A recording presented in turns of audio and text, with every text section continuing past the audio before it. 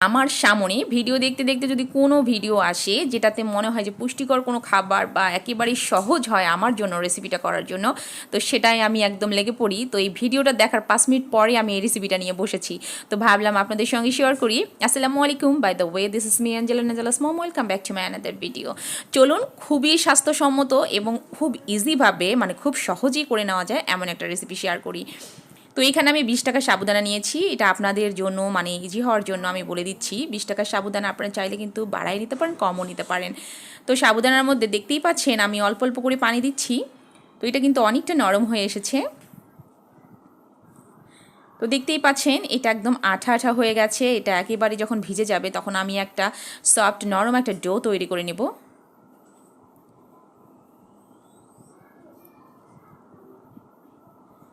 তো এইভাবে একটা ডো তৈরি করে নিচ্ছি। এটা নাম আসলে কী দেওয়া যায় আপনারা বলেন তো, আমি আসলেই জানি না। আমার মেয়ে বলছে এটা একটা গামি পায়েস বলো মা এটাকে। এটা হচ্ছে সাবুদানার গামি পায়েস, এটার নাম আমি তাই দিচ্ছি, ট্রান্সপারেন্ট হয়। তো আমি কিন্তু শেপ দিয়ে নিচ্ছি, হাতে অবশ্যই একটু সয়াবিন তেল মেখে নেবেন।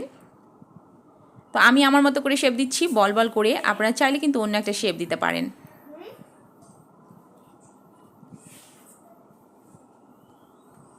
তো এই তো আমি আমার মতো করে শেপ দিয়ে নিচ্ছি, সবগুলোকে গোল গোল করে নিচ্ছি।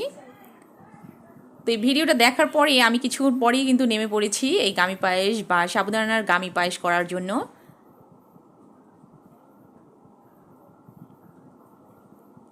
তো দেখতেই পাচ্ছেন আমি কিভাবে নিচ্ছি।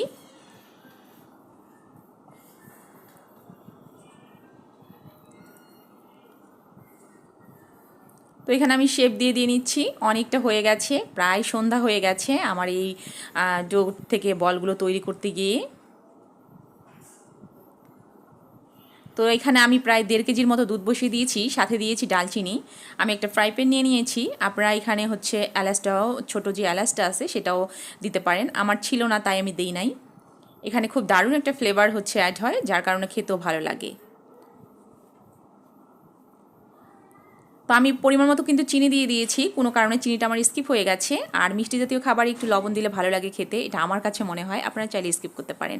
তো আমি এখানে ঢাকনা দিয়ে, আজ সেই সময়টা আজান পড়তেছিল, আমি আর এখানে করি নাই। তো আজানের পরে আবার ফিরে আসছি। তো দেখতেই পাচ্ছেন দুধটা আমার একদম ফুটে গেছে। আর দুধ অবশ্যই ফুটলে তারপরে কিন্তু আপনি এখানে সাবুদানার যে বলগুলো করে রেখেছি সেগুলো অ্যাড করবেন। তো বাস এখানে আপনার কাজ শেষ। জাস্ট এখানে শুধু নাড়াচাড়াই করতে হবে, একটু নেড়ে দিতে হবে, তা নাহলে নিচে লেগে যেতে পারে, কারণ দুধটা খুবই একদম গাঢ় ছিল। আপনার চাইলে এখানে পাউডার দুধটা অ্যাড করতে পারেন। তো আমি এখানে কিছুক্ষণ পরপর নেড়ে চেড়ে দিচ্ছি। তো দেখেন আমি কিন্তু সার্ভ করার আগে আমার মেয়েরা মানে এখান থেকে নিয়ে নিয়ে খাওয়া শুরু হয়ে গেছে। ওদের নাকি এতটাই ভালো লাগছে। আসলে বাচ্চাদের জন্য কিন্তু এটা পারফেক্ট একটা হচ্ছে ডেজার্ট। এটা আপনি সন্ধ্যায়, আমাদের আজকে হঠাৎ মেহমান চলে এসছে, তা আমি অবশ্যই মেহমানকেও দিব ইনশাআল্লাহ। তা আপনাদের সঙ্গে শেয়ার করলাম। আমার যারা হচ্ছে মানে আমার যারা আপনারা ক্লোজ, আমার ভালো ভালো রেসিপি যাদের সঙ্গে আমি শেয়ার করি, ভাবলাম আপনাদের সঙ্গে শেয়ার করে দিই আজকে। তো অবশ্যই এই রেসিপিটা করার চেষ্টা করবেন। অবশ্যই বাড়ির সবাই, সবাই না হলেও বাচ্চারা খুবই আনন্দ পাবে। তো দেখতেই পারতেছেন কেমন ফ্লপি হয়েছে আর এতটা আঠালো হয়ে গেছে। তো আমি সার্ভ করার আগেই আমার বাচ্চারা নিয়ে নিয়ে খাওয়া শুরু হয়ে গেছে। দেখতেই পাচ্ছেন কেমন ট্রান্সপারেন্ট হয়ে গেছে। এই যে আমি আর হচ্ছে এটা মানে নিতেই পারি নাই, এখানে যে একটু হচ্ছে মানে কোন ড্রাই ফ্রুট দিয়ে আমি এটা সাজাবো সেই সময়টাই আমি পাই নাই। তো দেখেন তো কেমন হয়েছে। এই যে আমার মেয়েটা এখানে দেখেন একদম এতটা আঠালো হয়ে গেছে, এটা আপনি যদি মুখে দেন বুঝতেই পারবেন।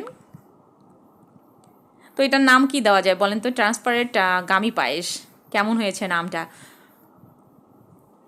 তো আমার কাছে খুব মানে ইজি মনে হয়েছে, খুব তাড়াতাড়িও করা যায় এবং খুবই সাবুদানা যেহেতু স্বাস্থ্যের জন্য খুব ভালো, সেজন্য আমি করে ফেলেছি এবং আপনাদের সঙ্গে শেয়ার করেছি। আজকের মতো এই পর্যন্ত। আল্লাহ হাফিজ, আসসালামু আলাইকুম।